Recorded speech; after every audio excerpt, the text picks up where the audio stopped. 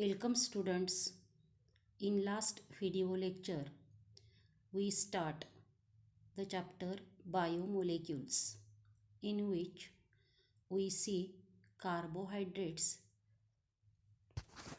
definition and classification. Today we discuss nomenclature of monosaccharides.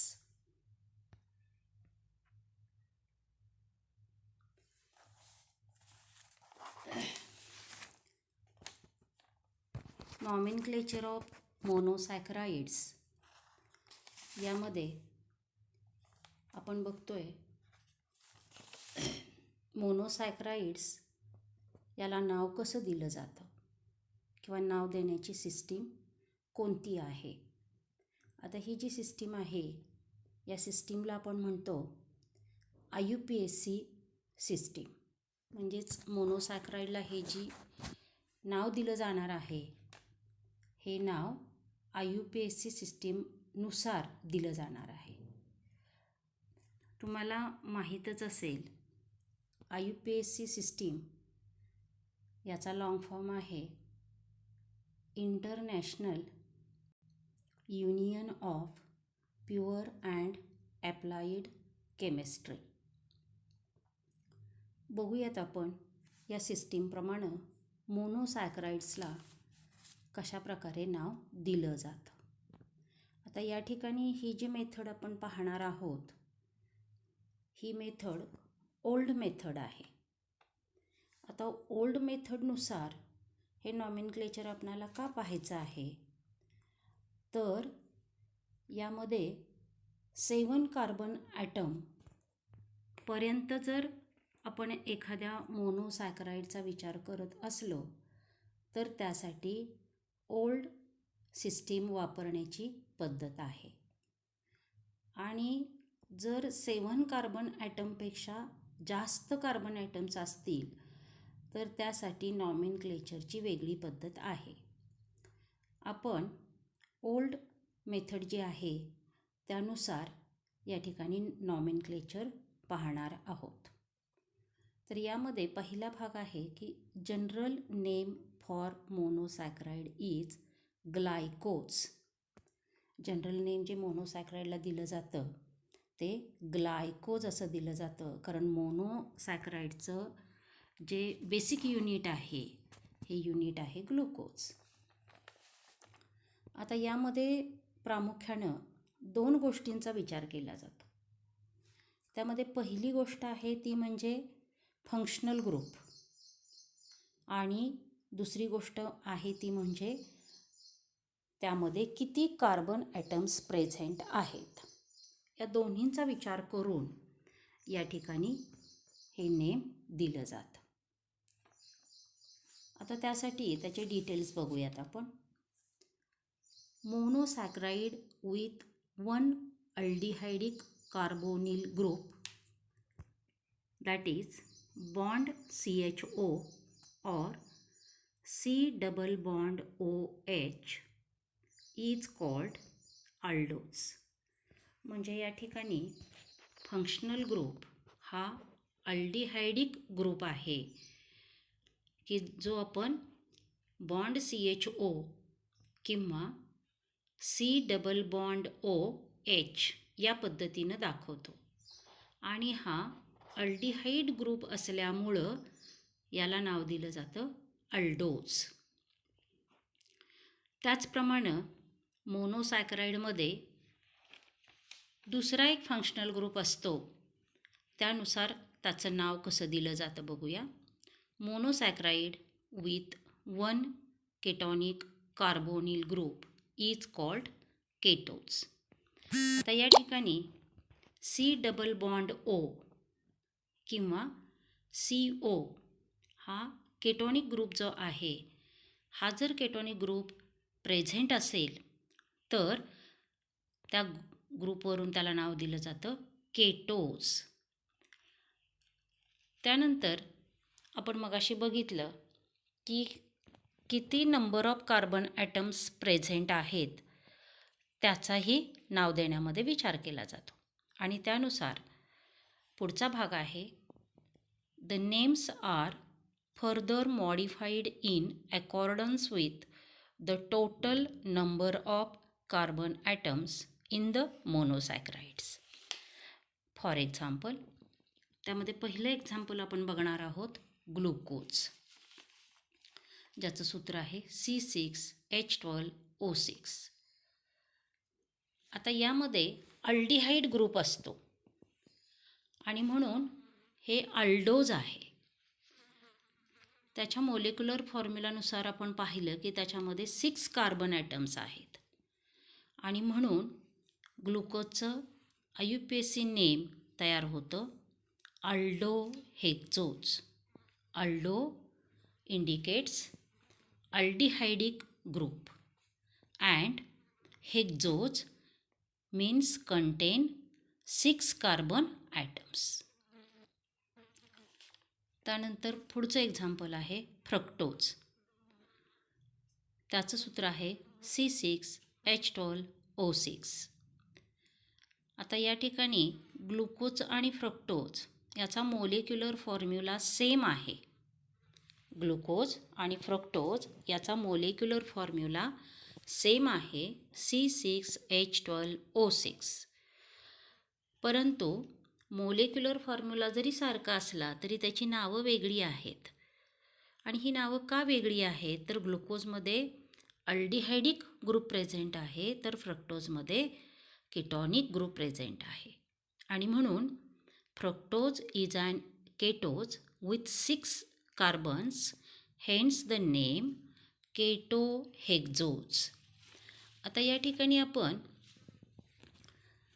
याचं नाव कसं दिलं जातं, फंक्शनल ग्रुपनुसार किंवा त्यामध्ये प्रेझेंट असणाऱ्या कार्बन ॲटम्सच्या नंबरवरून हे पाहिलं. आता यानंतर आपण त्याच्या स्ट्रक्चरल फॉर्म्युल्यानुसार ही नावं समजून घेऊयात. आता त्यासाठी पुढे आपण घेतलेला आहे ग्लुकोजचा स्ट्रक्चरल फॉर्म्युला, की ज्यामध्ये पहिला जो कार्बन ॲटम आहे त्यावरती अल्डिहाइड ग्रुप आहे. हा अल्डिहाइड ग्रुप CHO किंवा आता या ठिकाणी जसा दाखवलेला आहे त्या पद्धतीनं C+OH या पद्धतीनं दाखवला जातो. त्यानंतर या स्ट्रक्चरल फॉर्म्युलामध्ये COHH या पद्धतीचं स्ट्रक्चर आपणाला दिसून येते आणि त्याचबरोबर शेवटचा 6वा जो कार्बन ॲटम आहे तो आहे CH2OH. आता यामध्ये आपण 2 गोष्टी प्रामुख्यानं पाहणार आहोत. पहिलं म्हणजे फंक्शनल ग्रुप, आणि हा फंक्शनल ग्रुप आहे C+OH आणि यामध्ये असणारा एकूण कार्बनचा नंबर आहे 6 आणि म्हणून याचं नाव होतं अल्डोहेक्झोज. दुसरा जो स्ट्रक्चरल फॉर्म्युला आहे फ्रक्टोजचा, त्यामध्ये आपण बघितलं आहे C+O हा कीटॉनिक ग्रुप आहे आणि त्यामध्ये असणारी कार्बनची संख्या आहे 6 आणि म्हणून याचं नाव आहे केटोहेक्झोज.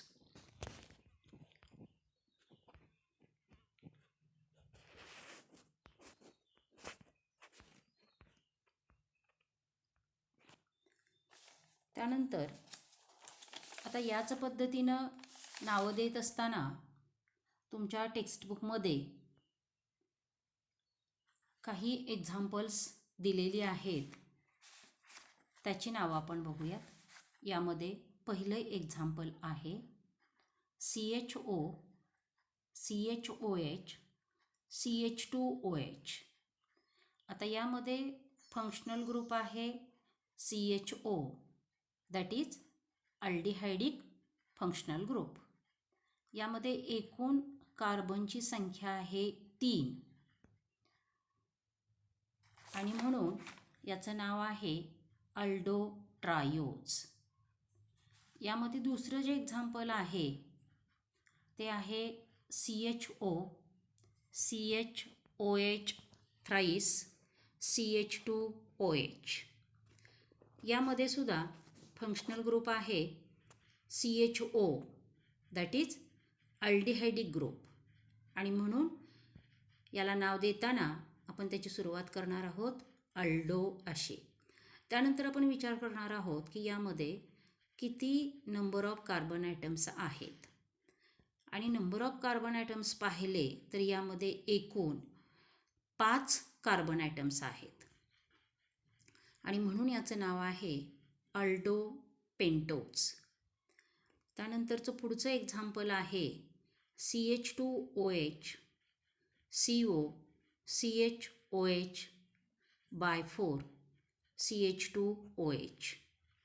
आता या कंपाऊंडमध्ये CO हा केटॉनिक फंक्शनल ग्रुप आहे. यामध्ये असणारी कार्बनची संख्या एकूण 7 आहे आणि म्हणून आपण याचं नाव देतोय केटोहेप्टोज. त्यानंतर पुढचा भाग बघूयात ग्लुकोज. आता ग्लुकोज हे या चॅप्टरमधलं बेसिक युनिट आहे असं आपण पाहिलेलं आहे. आणि याच्या आधारेच पुढचा जो चॅप्टरचा भाग आहे तो अवलंबून असणार आहे. म्हणजे प्रथम आपणाला ग्लुकोजबाबत संपूर्ण माहिती यामध्ये बघायची आहे आणि मग यावरून आपणाला पुढचा भाग चॅप्टरचा नीटसा समजून घेता येईल. प्रथम आपण ग्लुकोजबद्दल बघूयात. It is sugar and sweet in taste. It is monosaccharide. म्हणजे हायड्रोलिसिस नंतर पुन्हा त्याचं दुसरं युनिट तयार होत नाही. हे मोनोसॅकराइड आहे. त्यानंतर occur in nature in free state as well as in combined state. आता ग्लुकोज हा फ्री स्टेटमध्ये पण असतो म्हणजे फक्त ग्लुकोज असा, आणि तो कंबाइंड स्टेटमध्ये पण असतो की जसं आपण एक्झाम्पल पाहिलेलं होतं सुक्रोज. आणि या सुक्रोजमध्ये ग्लुकोजचा एक मोलिक्यूल, ग्लुकोजचं एक युनिट आणि फ्रक्टोजचं एक युनिट असतं. त्यानंतर it is obtained from sucrose or starch by acid catalysed hydrolysis.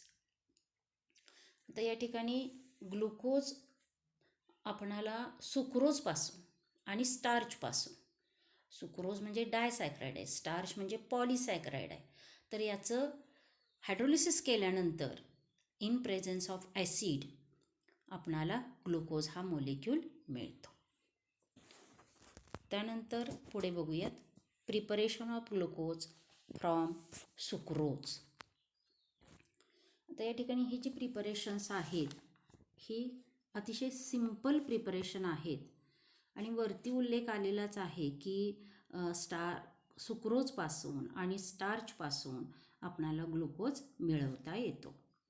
बघूयात आपण प्रिपरेशनमधली पहिली method. Sucrose is hydrolysed by warming with dilute hydrochloric acid or sulphuric acid for about 2 hours. या ठिकाणी सुक्रोजचं हायड्रोलिसिस केलं जातं.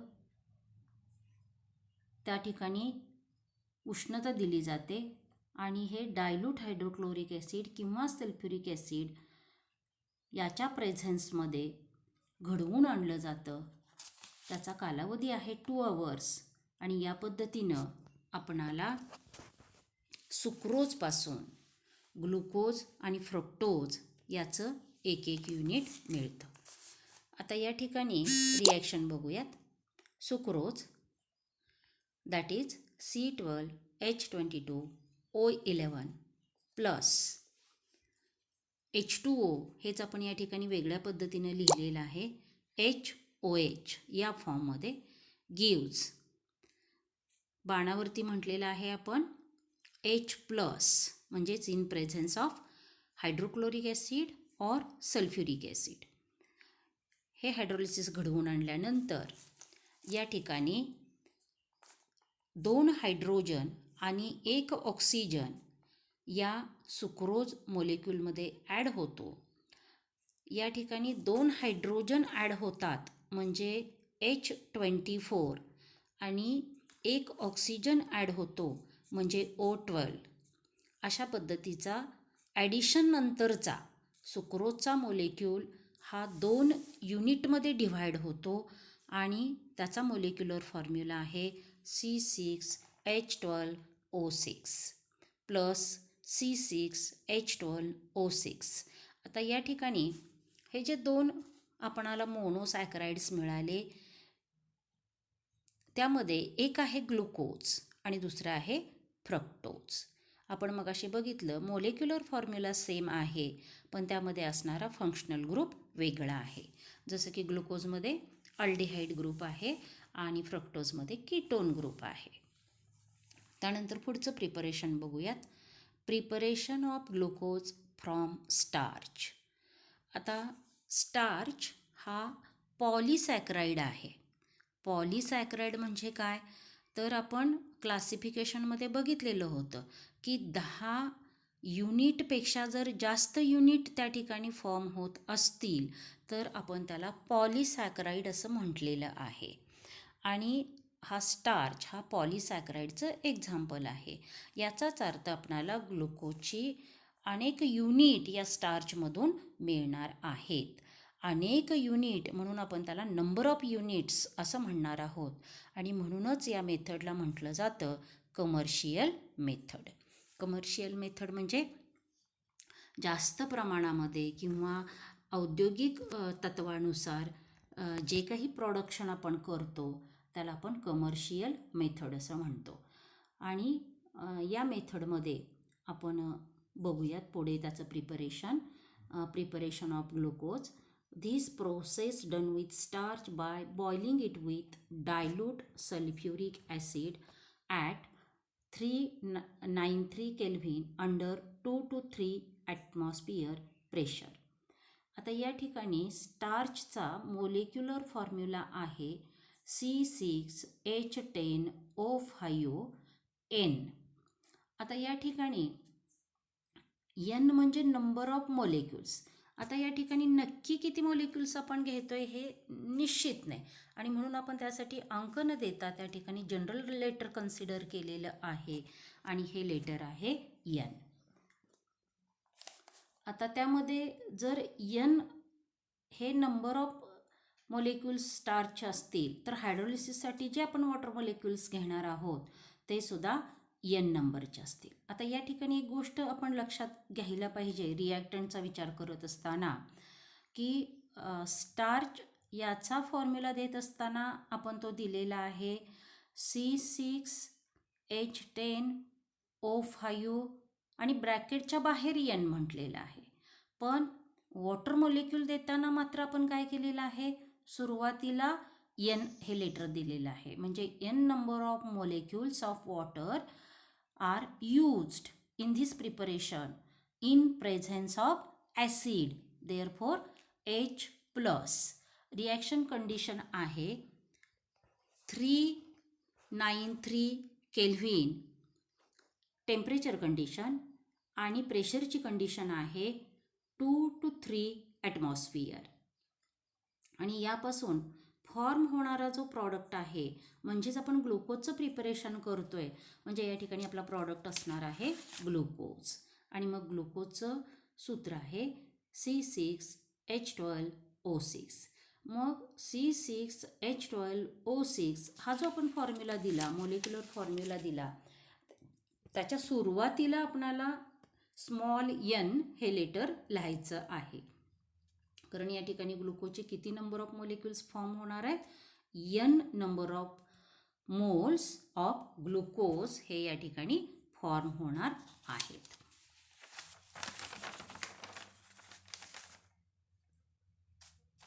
तर या ठिकाणी आपण ग्लुकोजचं प्रिपरेशन पाहिलेलं आहे. त्यानंतर आपण पुढे बघूयात structure and properties of glucose.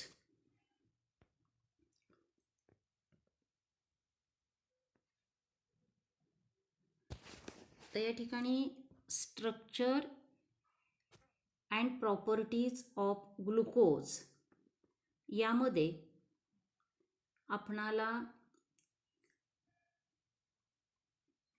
Structure बघायचं आहे आणि प्रॉपर्टीज बघायच्या आहेत.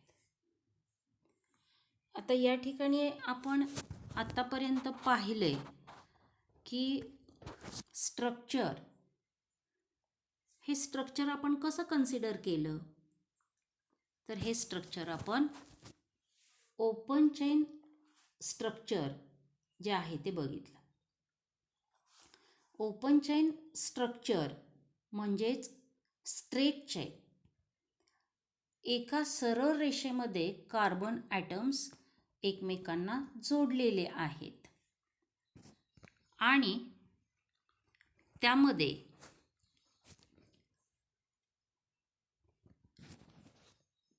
जे अल्डिहाइड ग्रुप आहे किंवा जो कीटॉनिक ग्रुप आहे किंवा त्यामध्ये असणारे 5 हायड्रॉक्झिल ग्रुप आहेत किंवा त्यामध्ये असणारा एक प्रायमरी हायड्रॉक्झिल ग्रुप आहे, तर हे आपण कशा पद्धतीनं निश्चित करू शकतो, हा भाग आपणाला प्रामुख्यानं structure and properties of glucose यामध्ये बघायचा आहे. आता हा भाग बघत असताना यामध्ये आपणाला केमिकल प्रॉपर्टीज बघायचे आहेत, याचाच अर्थ रिॲक्शन्स बघायच्या आहेत. आणि म्हणून या आर्टिकलमध्ये आपण ग्लुकोजच्या रिॲक्शन आणि त्याचबरोबर त्याचं स्ट्रक्चर आपण एक्सप्लेन करू शकतो. म्हणजे या ठिकाणी अल्डिहाइड ग्रुप असेल तर ते रिॲक्शनच्या सहाय्याने आपण कसं एक्सप्लेन करू शकतो, त्यामध्ये असणारा केटॉनिक ग्रुप असेल तो कसा एक्सप्लेन करू शकतो, किंवा त्यामध्ये 5 हायड्रॉक्झिल ग्रुप आहेत ते कसे एक्सप्लेन करू शकतो, किंवा त्यामध्ये एक प्रायमरी हायड्रॉक्झिल ग्रुप आहे की जो आपण शेवटी देतो CH2OH या पद्धतीनं. तर याचे प्रूफ आपण या ठिकाणी बघणार आहोत. तर सुरुवात करूयात आपण स्ट्रक्चर अँड प्रॉपर्टीज ऑफ ग्लुकोजमधला पहिला मुद्दा. तर यामध्ये पहिला मुद्दा दिलेला आहे, molecular formula of glucose was found to be C6H12O6 on the basis of its elemental composition and qualitative properties. तर या ठिकाणी पहिल्या मुद्द्यामध्ये जो मोलेक्युलर फॉर्म्युला ग्लुकोजचा आहे तर तो कोणत्या बेसवरती निश्चित केला गेला आहे, तर त्याचं इलेमेंटल कंपोजिशनमध्ये त्यामध्ये असणारे कार्बन, हायड्रोजन, ऑक्सिजन आणि त्याचबरोबर क्वालिटेटिव्ह प्रॉपर्टीज. आता या ठिकाणी क्वालिटेटिव्ह प्रॉपर्टीज याचाही विचार केलेला आहे. क्वालिटेटिव्ह प्रॉपर्टीज आपणाला याच विषयाच्या दुसऱ्या चॅप्टरमध्ये सोल्युशन्समध्ये डिटेल आहेत आणि त्या क्वालिटेटिव्ह प्रॉपर्टीज आहेत वेपर प्रेशर किंवा boiling point, freezing point, osmotic pressure या पद्धतीच्या. तर त्याच पद्धतीनं या ठिकाणी क्वालिटेटिव्ह प्रॉपर्टीजचा पण बेस ह्या मोलेक्युलर फॉर्म्युलासाठी घेतलेला आहे असं आपण पहिल्या मुद्द्यामध्ये बघतोय. त्यानंतर दुसरा मुद्दा आहे या ठिकाणी, the 6 carbons in glucose molecule form a straight chain.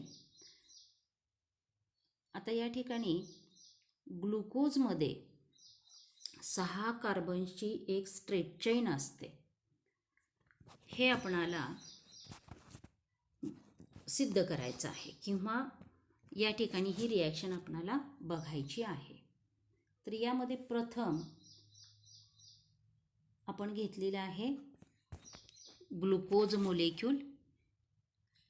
या ग्लुकोज मोलेक्यूलचं सूत्र CHO CHOH4 CH2OH असं दिलेलं आहे.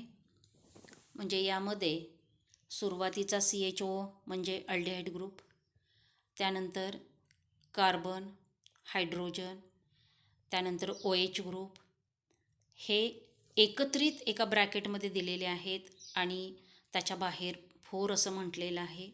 CHOH4 असं म्हणतो आहे आपण त्याला. आणि शेवटचा कार्बन जो आहे तो CH2OH या फॉर्ममध्ये आहे. आता या ठिकाणी याला ग्लुकोजचा कंडेन्स्ड फॉर्म्युला असं म्हटलं जातं.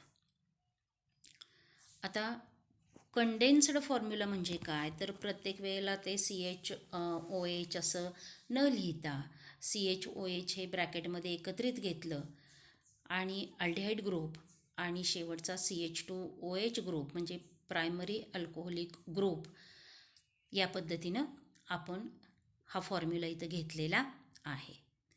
आता ही रिॲक्शन आपण HI बरोबर करणार आहोत. HI म्हणजे हे हलाइड आहे. याचं नाव आहे हायड्रोजन आयोडाईड. या रिॲक्शनमध्ये हीट दिल्यानंतर जो प्रॉडक्ट फॉर्म होतो तो आहे CH3 CH2/4 CH3 आणि त्याचं नाव आहे N-हेक्झेन. आता हा प्रॉडक्ट कसा फॉर्म झाला, तर CHO हा अल्डिहाइड ग्रुप आहे.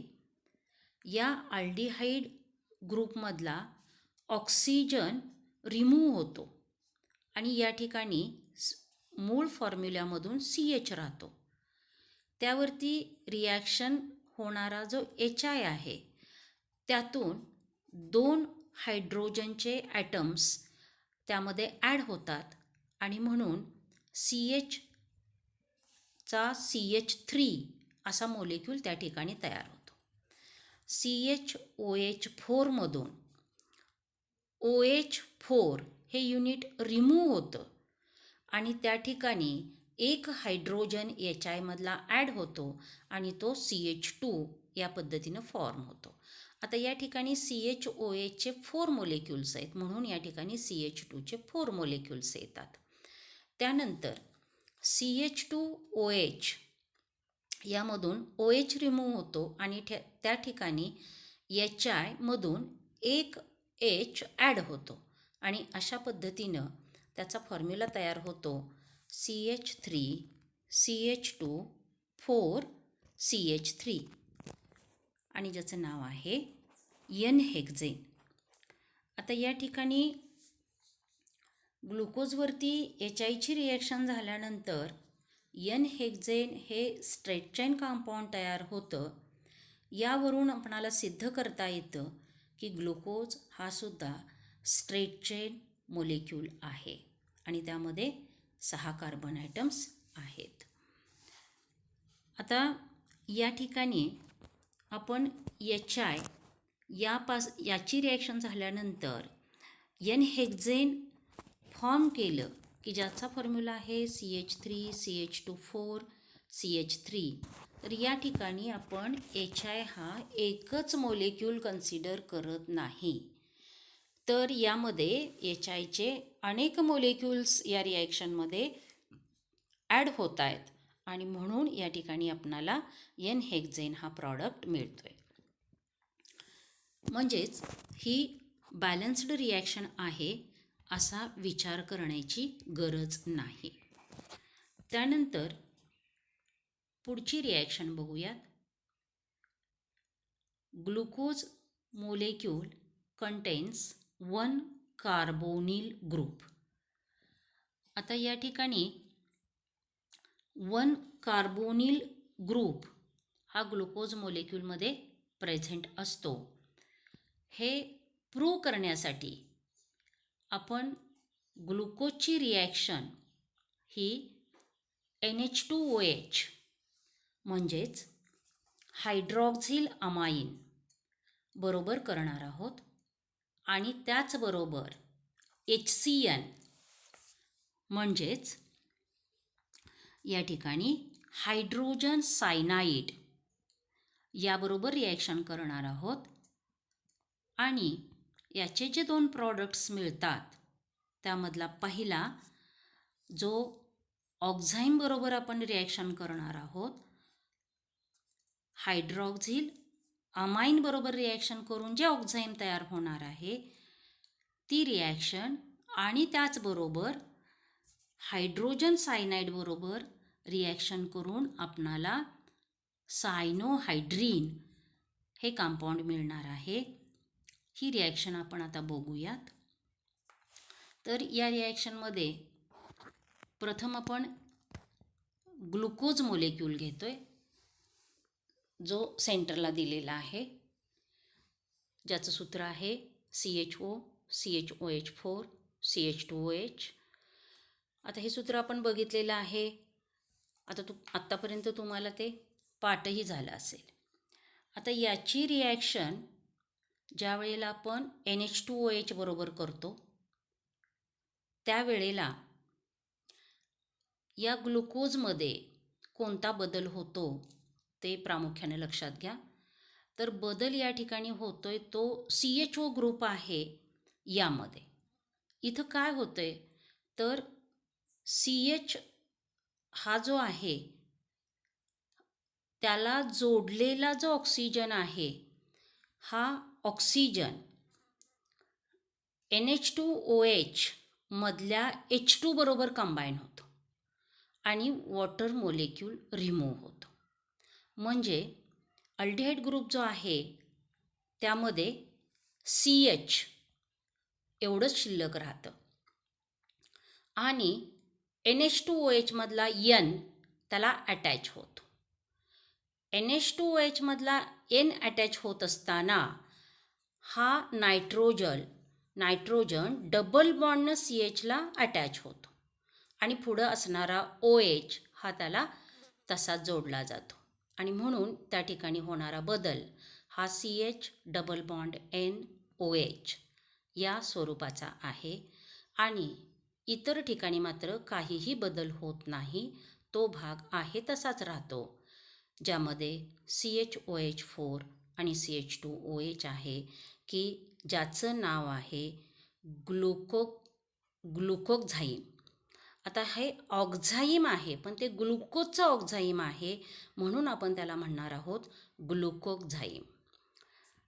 त्याच्यानंतर HCN बरोबरची रिॲक्शन आपण बघूयात. आता या ठिकाणी पुन्हा ग्लुकोजचा जो फॉर्म्युला आहे त्यामधल्या अल्डिहाइड ग्रुपमध्येच बदल होतो. या अल्डिहाइड ग्रुपमध्ये काय बदल होतो तर HCN मध्ये H आणि CN असे 2 वेगळे भाग होतात आणि ह्या CH वरती ऑक्सिजन यातला निघून जातो आणि त्या CHला एक OH ग्रुप अटॅच होतो. म्हणजे एक H जो आहे HCN मधला तो ऑक्सिजनला अटॅच होतो आणि दुसरा त्या ठिकाणी CN अटॅच होतो आणि या पद्धतीनं त्याचा फॉर्म्युला तयार होतो CHOH CN आणि बाकीचं आहे तसंच राहतं, त्यामध्ये काहीही बदल होत नाही. आता या ठिकाणी ही ॲडिशन रिॲक्शन आहे म्हणजे यामधून काही रिमूव्ह केलेलं नाही आपण. CHO मध्ये O हा H बरोबर कंबाईन केला आणि त्याचबरोबर CHला CN कंबाईन झाला आणि म्हणून या रिॲक्शनला ॲडिशन रिॲक्शन असं म्हटलं जातं. आता या ठिकाणी जे कंपाऊंड तयार झालेलं आहे ते आहे सायनोहायड्रीन, पण हे ग्लुकोजपासून तयार झालेलं आहे आणि म्हणून त्याला म्हटलं जातं ग्लुकोज सायनोहायड्रीन. आणि या रिॲक्शनवरून आपणाला सांगता येतं की यामध्ये कार्बोनिल ग्रुप आहे. कार्बोनिल ग्रुप म्हणजे कोणता group? C double bond O C+O हा ग्रुप ग्लुकोजमध्ये प्रेझेंट आहे. त्यानंतर पुढची रिॲक्शन आपण बघूयात.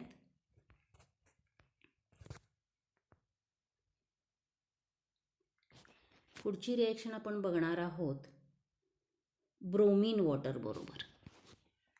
आणि या रिॲक्शनमध्ये आपण प्रूव्ह करणार आहोत की ग्लुकोजच्या स्ट्रक्चरमध्ये CHO ग्रुप म्हणजे अल्डिहाइड ग्रुप प्रेझेंट असतो.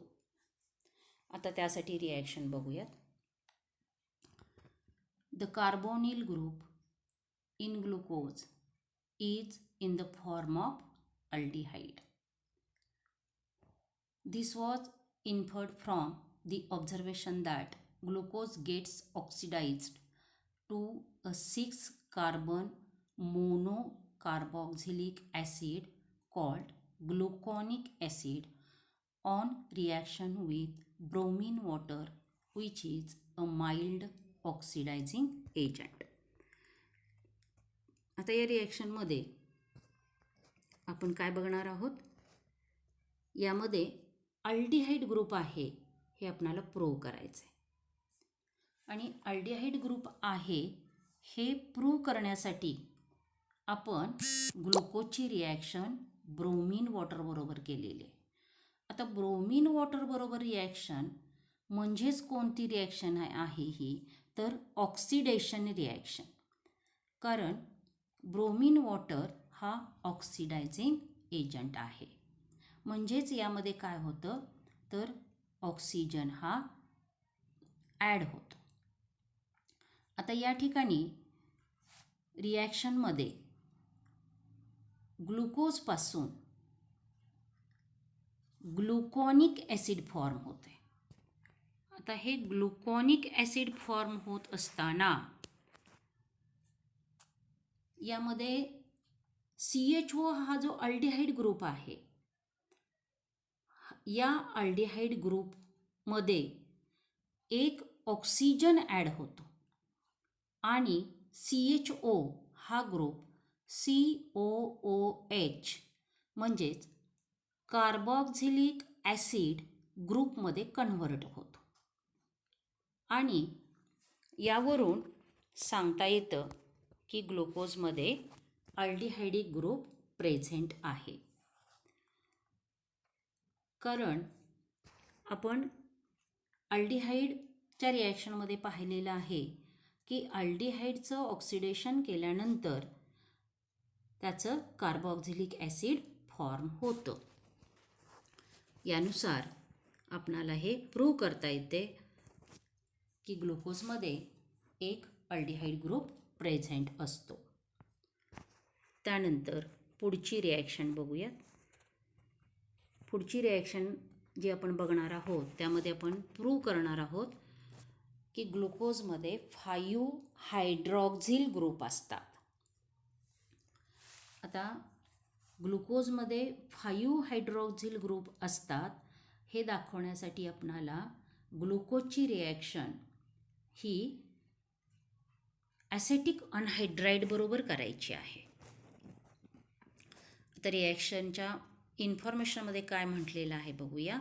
This was inferred from the observation that glucose reacts with acetic anhydride to form glucose पेंटाॲसिटेट.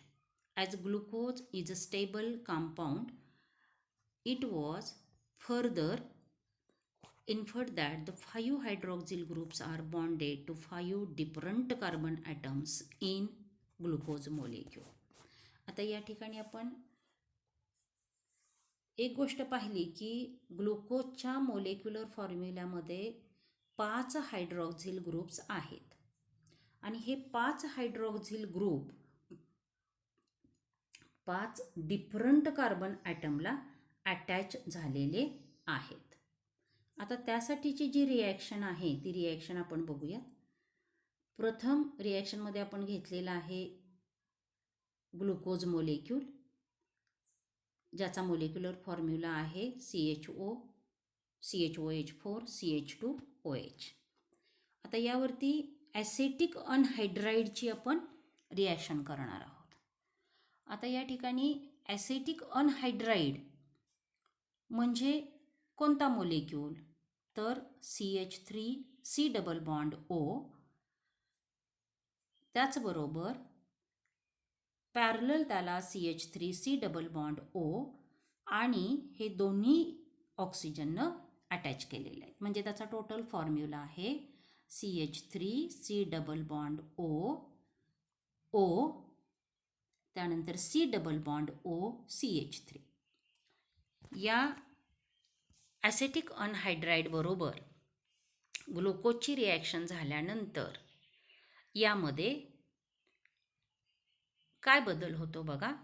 आता ही रिॲक्शन घडवून आणत असताना या ठिकाणी हीटची गरज आहे, उष्णता दिली जाते आणि यामध्ये जो प्रॉडक्ट फॉर्म होतो तो प्रॉडक्ट कसा फॉर्म होतो बघा.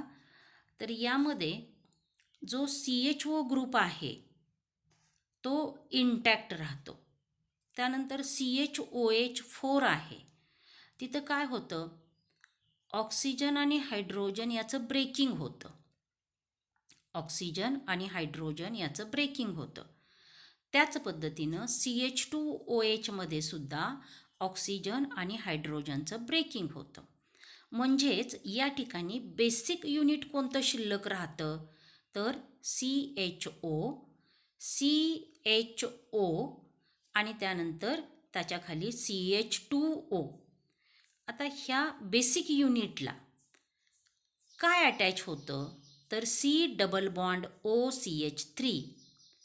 हा कशातून अटॅच होतो, तर ॲसेटिक अनहायड्राईडमधून CH3C डबल बॉन्ड O हा ब्रेक होतो आणि तो या बेसिक युनिटला अटॅच होतो आणि त्यानुसार एकूण 5 C double bond OCH3 units ही अटॅच होतात आणि अशा पद्धतीनं जो या ठिकाणी कंपाऊंड तयार होतो तो होतो ग्लुकोज पेंटा ॲसिटेट.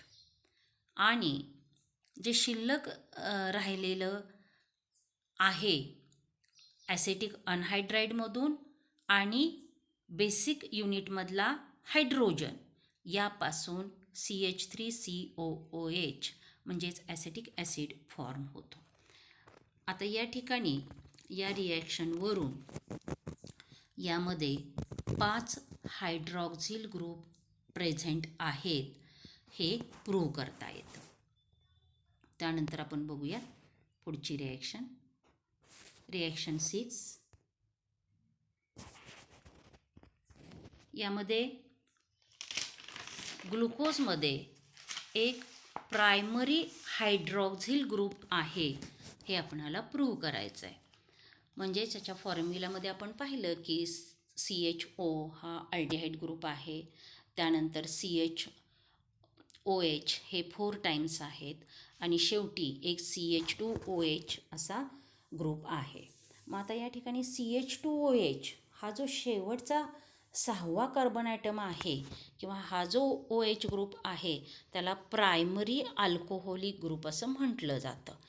आणि हा एक प्रायमरी हायड्रॉक्झिल OH ग्रुप या स्ट्रक्चरमध्ये प्रेझेंट आहे हे प्रूव्ह करण्यासाठी आपणाला याची रिॲक्शन बघायची आहे.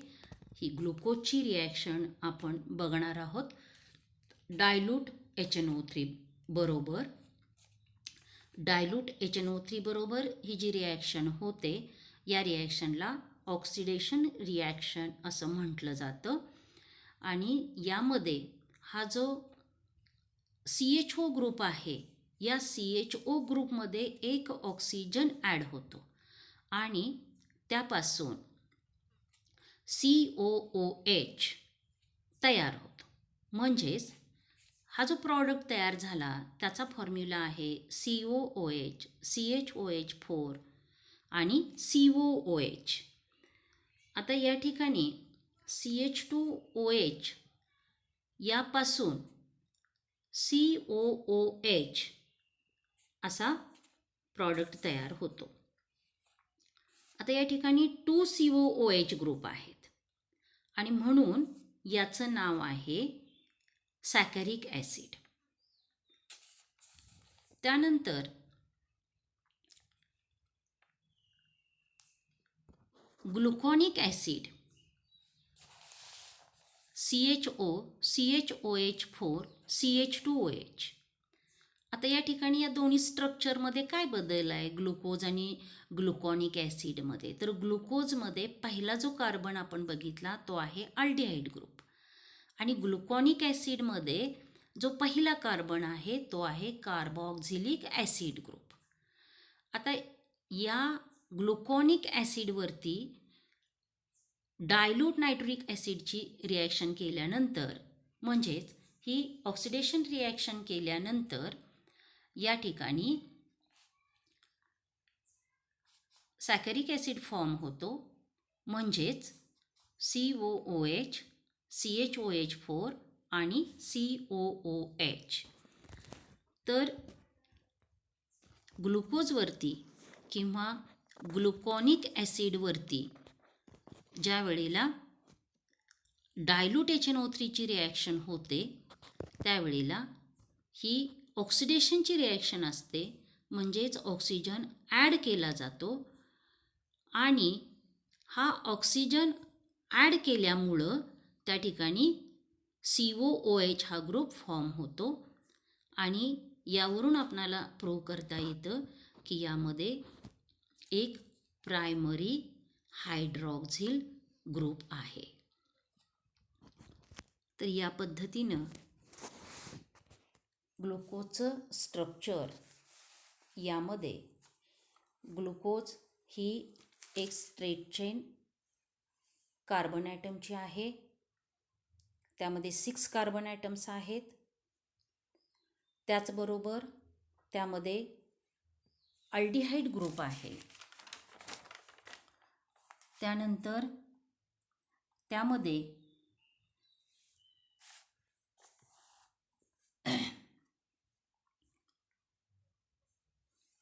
पाच हायड्रॉक्झिल ग्रुप प्रेझेंट आहेत. एक प्रायमरी हायड्रॉक्झिल ग्रुप त्यामध्ये प्रेझेंट आहे. या सर्व रिॲक्शन्स आपण या ठिकाणी पूर्ण केलेल्या आहेत. सर्व रिॲक्शन ह्या आपण आपल्या टेक्स्टबुकमधूनच घेतलेल्या आहेत. तेव्हा याचा अभ्यास करत असताना टेक्स्टबुकचाही रेफरन्स घ्यावा. धन्यवाद.